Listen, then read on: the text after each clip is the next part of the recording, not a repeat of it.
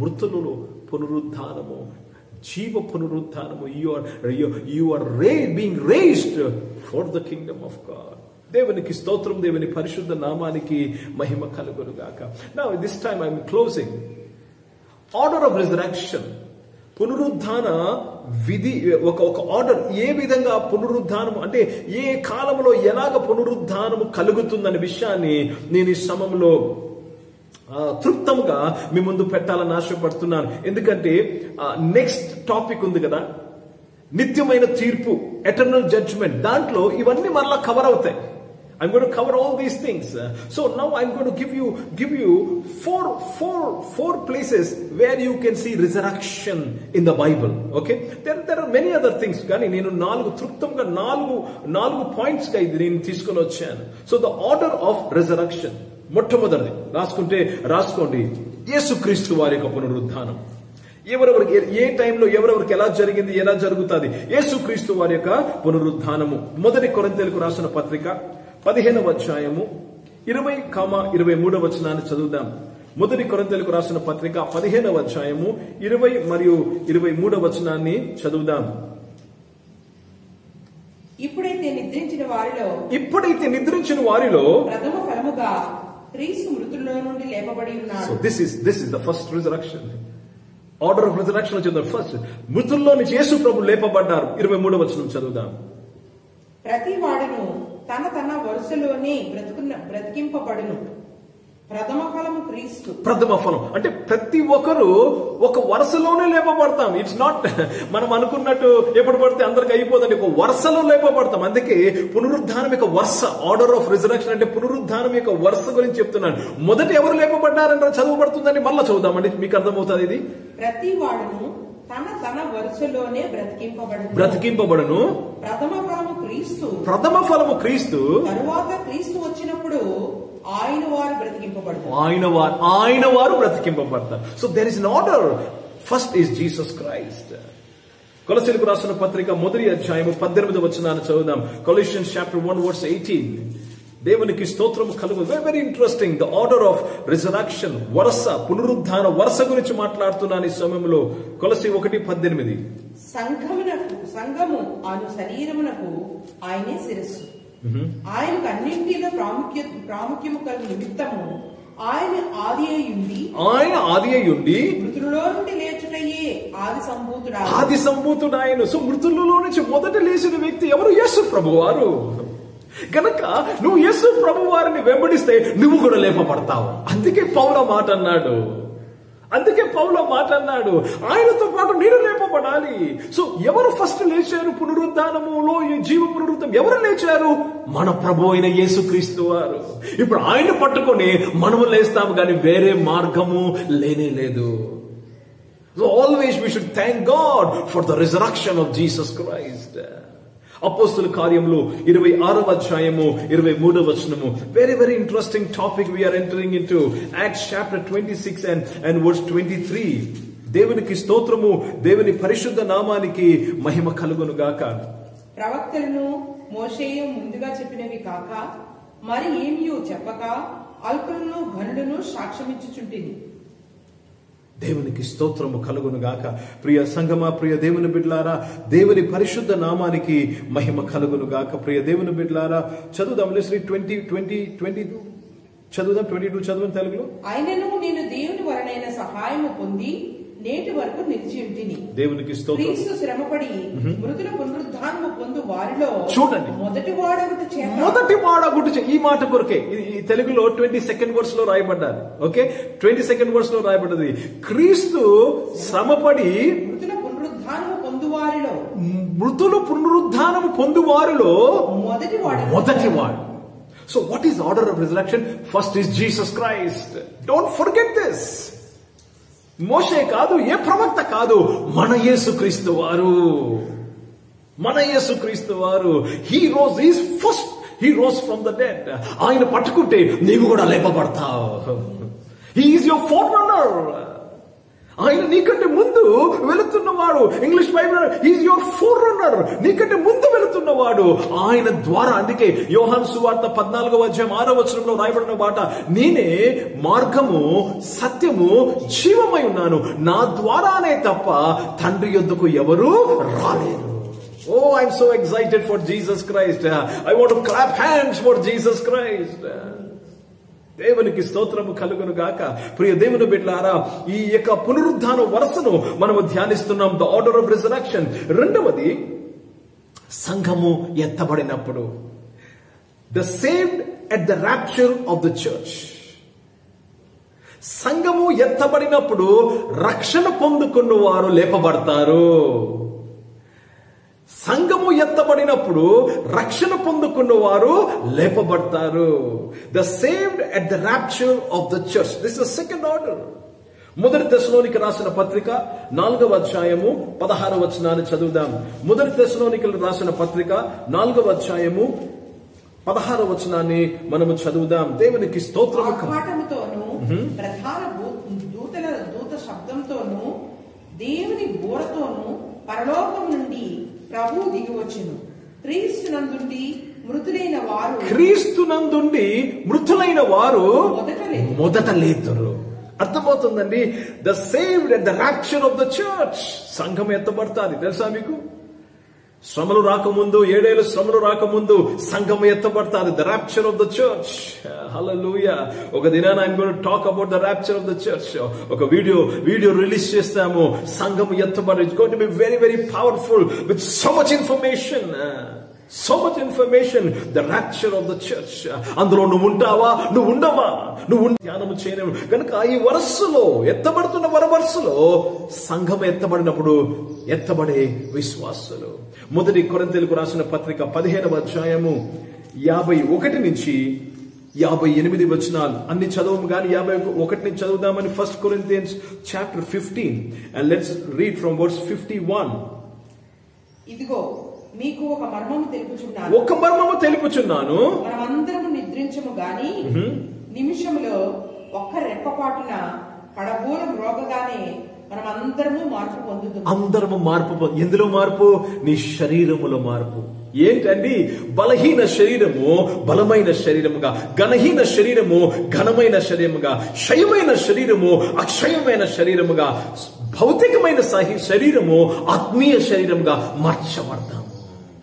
దేవునికి స్తోత్రం. కంటిన్యూ చేద్దాం. బూరం రోగును. This is the rapture. బూరం రోగును. This is the rapture. Hebrew పండుగల్లో ఇది ఒక పండుగ, బూరల పండుగ, the feast of the trumpets. Rapture of the church will take place. చదువుదాం. మృతులు అక్షయులుగా లేపబడతారు. Oh, I want to be in this part. తర్వాత మీరు చదువుకోండి, 58 వచనం వరకు మీరు చదువుకోండి. మృతులు అక్షయముగా లేపబడతారు. ప్రియ దేవుని బిడ్డలారా, do you understand the resurrection of the dead? Do you understand the power of resurrection? పునరుద్ధాన బలమును నువ్వు ఎరుగుదవా ఓ విశ్వాసి? Without understanding the power of resurrection, how do you think you will rise up for eternal life? How will enter into the kingdom of God? దేవునికి స్తోత్రము. I want you to listen to this videos again and again. ఈ యొక్క videos ని మీరు మరలా వినాలని నేను మనవి చేస్తున్నాను, మిమ్మల్ని రిక్వెస్ట్ చేస్తున్నాను. వరుసలో 3వ వరుసను చదువుదామండి. 3వ వరుసను, the tribulation and the Old Testament saints at second coming. యేసు ప్రభువారి యొక్క రెండవ రాకడలో శ్రమలో పాత నిబంధన భక్తులు లేపబడతారు. పాత నిబంధన భక్తులు యేసు ప్రభువారు రెండవ రాకడలో వచ్చినప్పుడు రక్షణ పొందుకుంటారు. యేసు ప్రభువును విశ్వసిస్తారు. వారు లేపబడతారు. They will rise up. This is during tribulation at the second coming of Jesus Christ. ఇంతకు ముందు rapture, ఇప్పుడు రెండవ రాకడలో పాత నిబంధన భక్తులు, సంఘం అంటే విశ్వాసులని మాట్లాడతాను. పాత నిబంధన భక్తులు లేపబడతారు. ప్రకటన గ్రంథము 20వ అధ్యాయము 4 నుంచి 6 వచనాలు. ప్రకటన గ్రంథము 20వ అధ్యాయము 4 నుంచి 6 వచనాలు. ప్రియ దేవుని బిడ్డలారా, ఇశ్రాయేలు ప్రజలు యేసు ప్రభువారు రెండవ రాకడలో ఎవరైతే యేసు ప్రభుని అంగీకరిస్తున్నారో, ఎవరైతే విశ్వాసంలో ఉన్నారో వారు చనిపోయినప్పుడు వారి శరీరము లేపబడతాది. They will rise up. Oh thank you Jesus, thank you Lord. చదువుదామా 4-6 వచనాలు. అంతటా సింహాసనులను చూచితిని, వాటి మీద ఆసీనులై ఉండు వారికి విమర్శ చేయుటకు అధికారం ఇవ్వబడెను. మరియు క్రూర మృగమునకైనను దాని ప్రతిమకైనను నమస్కారము చేయక తమ నొసళ్ళ యందు గాని చేతుల యందు గాని దాని ముద్ర వేయించు కొనని వారిని యేసు విషయమైతే తామిచ్చిన సాక్ష్యమును దేవుని వాక్యం నిమిత్తమును శిరశ్ఛేదనము చేయబడిన వారి ఆత్మలను చూచితిని. ముద్ర అనగానే 666. ఆ టైంలో 7 శ్రమ దినాల్లో జరిగే సంగతి. ఎవరైతే ఆ యొక్క దుష్టుడి యొక్క విషయంలో పాలు పంచుకోరో వారికి ఏమి జరుగుతుందో తర్వాత వచనంలో రాయబడ్డ చదువుతాం. బ్రతికిన వారే 1000 సంవత్సరములు క్రీస్తుతో కూడా రాజ్యము చేసిరి. ఆ 1000 సంవత్సరములు గడిచే వరకు కడమృతులు బ్రతుక లేదు. ఇదిగో ఇదే మొదటి పునరుద్ధానము. This is called the first resurrection. ఈ మొదటి పునరుద్ధానంలో పాలుగల వారు ధన్యులను పరిశుద్ధులనై ఇందురు. చూశారా, వారి మీద రెండవ మరణమునకు అధికారము లేదు. రెండవ మరణము. So this is first resurrection. I'm going to talk next topic లో ఇవన్నీ కూడా మాట్లాడబోతున్నాను. ఫస్ట్ రిజరక్షన్ ఎవరండి? పాత నిబంధన భక్తులు. ఓ దేవునికి స్తోత్రము కలుగును గాక. పాత నిబంధన భక్తులు. They will rise up. This is called first resurrection. సంఘం అయితే ముందే వెళ్ళిపోయాం, మనం లేవు ఇక్కడ. This is Old Testament science. Oh I worship you. So వరుసలో వెళ్తున్నాం. ఇక్కడ మనం దానియేలు గ్రంథం 12వ అధ్యాయము మొదటి 2 వచనాల్లో కూడా ఈ విషయాలు మనం గమనించుకోగలము. దానియేలు గ్రంథము 12వ అధ్యాయం మొదటి 2 విషయాల్లో కూడా ప్రవక్త అయిన దానియేలు ఈ విషయాన్ని ప్రస్తావిస్తున్నాడు. ఎందుకంటే దిస్ ఇస్ అబౌట్ ఇజ్రాయెల్. ఇది ఇజ్రాయేలు ప్రజలకు సంబంధమైన పునరుద్ధానం. First resurrection is to do with the people of Israel. సంఘానికి ఏంటండి? రాప్చర్. మీకు నాకేంటండి? రాప్చర్. వీరికి మొదటి పునరుద్ధానము. చదువుదామా దానియేలు గ్రంథం 12వ అధ్యాయం మొదటి 2 వచనాలు. ఆ కాలమందు నీ జనుల పక్షమున నిలుచుబడినట్టి మహా అధిపతియకు మిఖాయేలు వచ్చెను. అప్పుడు నీ జనులు రాజ్యంగా కూడి కాలం మొదలుకొని ఈ కాలం వరకు ఎన్నటికి కలిగినంత ఆపద కలుగును. అయితే నీ జనులలో గ్రంథమునందు దాఖలైన వారిలో, నీ జనుల్లో ఎవరెవరైతే గ్రంథములో వారి పేర్లు రాయబడ్డాయో వారు తప్పించుకొందురు. మరియు సమాధుల్లో నిద్రించు. చూడు, నిద్ర మరణము కాదండి. క్రైస్తవ మరణము నిద్రపోతున్నారు. మీ నాన్నగారు ఒకవేళ చనిపోయారేమో, మీ అమ్మగారు చనిపోయారు, మీ ఫ్యామిలీలో ఎవరైనా చనిపోయారేమో. ఏమి చేస్తున్నారు తెలుసా? నిద్రపోతున్నారు. Hallelujah. I am so happy. మా అమ్మ నిద్రపోతుంది, మా అత్తగారు నిద్రపోతున్నారు. They are sleeping. They will rise up. Hallelujah. వారు లేస్తారు. ఇదే నా నిరీక్షణ. ఇదే మీ నిరీక్షణ అయి ఉండాలి. చదువుదాం, ఆ మాట చదువుదాం. మరియు సమాధానంలో నిద్రించు అనేకులు మేలుకొనెదరు. ఎవరు లేపుతారు? యేసు ప్రభు లేపితేనే లేవు. నువ్వు ఎంత వెళ్ళి ఏడ్చినా, ఎంత లేపినా లెగరు. వారికి నచ్చింది నువ్వు తీసుకెళ్లి పెట్టినా లెగరు. ఎవరు లేపుతారు? యేసు ప్రభు లేపుతారు. లాజరు సమాధి, లాజరు బయటికి రా, పేరు పెట్టి లేపుతాడు. హల్లెలూయా. దేవునికి స్తోత్రం. మరియమ్మ బయటికి రా, రూతమ్మ బయటికి రా అని పేరు పెట్టి పిలగానే వారు సమాధిలో నుంచి బయటకు వస్తారు. హల్లెలూయా. నిద్రించిన వారు లేస్తారు. దానియేలు కొన్ని వేల సంవత్సరాల ముందు ఈ మాటలు రాశాడు. పునరుద్ధాన వరుసను ధ్యానిస్తున్నాం. మొదటి వారు ఎవరు? యేసుక్రీస్తు వారు. రెండోది ఎవరు? సంఘము, విశ్వాసులు. రాప్చర్. మూడవది శ్రమకాలములో పాత నిబంధన భక్తులు. చివరిది ద గ్రేట్ వైట్ థ్రోన్, ధవల సింహాసనము. మిలీనియం సెయింట్స్ అని కూడా అంటారు దీన్ని. 1000 పరిపాలనలో చివరి భాగం, చివరి స్థాయిలో, చివరిలో ఉన్న కొన్ని విశ్వాసులు, అప్పుడు పుట్టిన పిల్లలు.